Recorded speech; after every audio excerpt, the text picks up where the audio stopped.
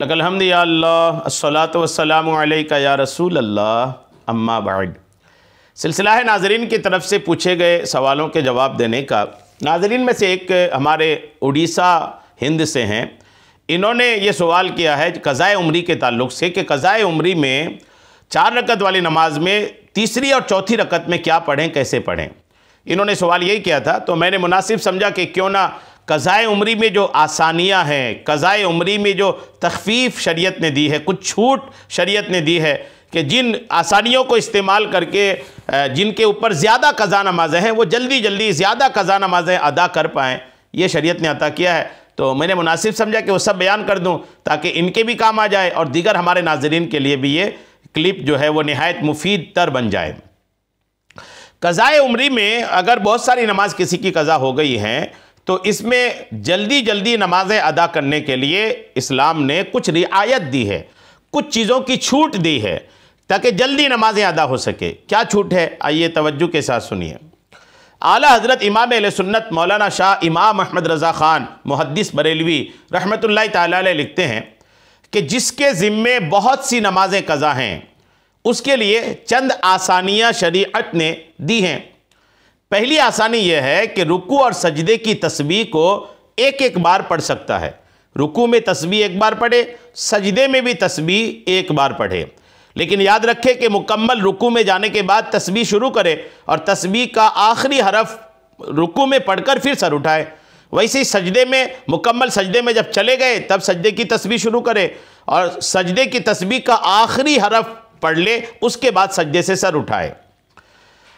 और ये तो पहली आसानी हो गई, मगर इसमें यह ध्यान रहे कि रुकू और सजदे में जाने के बाद लफ्ज़ सुभान की सीन शुरू करे और रुकू में लफ्ज़ अज़ीम का मीम और सजदे में आला का लाम अदा कर लेने के बाद रुकू और सजदे से सर उठाए, ताकि रुकू और सजदे में कम अज़ कम एक बार सुभान अल्लाह कहने की मिक़दार रुकने का वाजिब अदा हो जाए। चूँकि रुकू में भी और सजदा में भी कम से कम एक बार सुभान अल्लाह कहने की मिक़दार रुकना ये वाजिब है।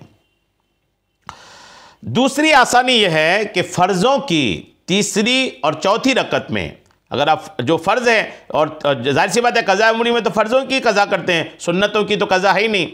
तो दूसरी आसानी यह है कि फ़र्ज़ों की तीसरी और चौथी रकत में, 2 रकत वाली या 3 रकत वाली नमाज में नहीं, फ़र्ज़ों की दूसरी या तीसरी रकत में 3 रकत वाली नमाज में, जैसे मगरिब में 2 रकत वाली नमाज को छोड़कर ज़ोहर, असर, मगरिब और इशा, इनमें तीसरी और चौथी रकत में सूरे फातिहा और सूरत की जगह सिर्फ 3 बार सुभान अल्लाह कह ले, सिर्फ 3 बार, यानी तीसरी और चौथी रकत में सिर्फ 3 बार सुभान अल्लाह कह ले।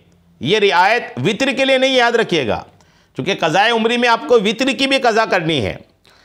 फ़र्ज़ों की बात हो रही है कि 4 रकत वाली फ़र्ज़ नमाज या 3 रकत वाली फ़र्ज़ नमाज, इसमें आपके लिए आसानी यह है कि आप तीसरी रकत में और चौथी रकत में मुकम्मल सूरे फातिहा अगर नहीं पढ़ना चाहते हैं, जल्दी में बहुत सारी नमाज अदा करना चाहते हैं, तो सूरे फातिहा मुकम्मल ना पढ़कर 3 बार सुभान अल्लाह कहकर आप रुकू में चले जाएं।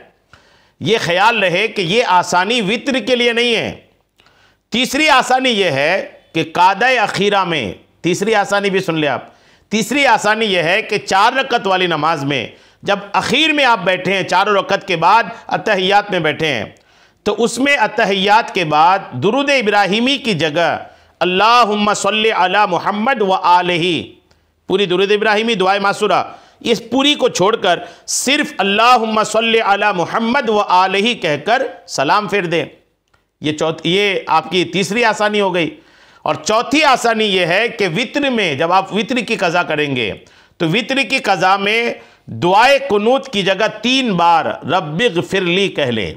दुआए कुनूत मुकम्मल ना पढ़ के सिर्फ 3 बार रब्बिग़फिरली कह लें और उसके बाद फिर आप रुकू में चले जाएं। फतवा रज़विया जिल्द 4 सफ़ा 157 में ये सारी तफसीलात अल्हम्दुलिल्लाह इमाम अहले सुन्नत आला हज़रत ने लिखी है। तो ये 4 आसानियाँ थी जो मैंने आपको बयान कर दिया है। उम्मीद है आपको ये समझ में आ गया होगा। अल्लाह करीम हम सबको शरीअत के तमाम मसाइल सीखने, समझने और उस पर अमल की तौफ़ीक़ अता फ़रमाए। आमीन बिजाहिन नबिय्यिल अमीन सल्लल्लाहु तआला अलैहि वसल्लम।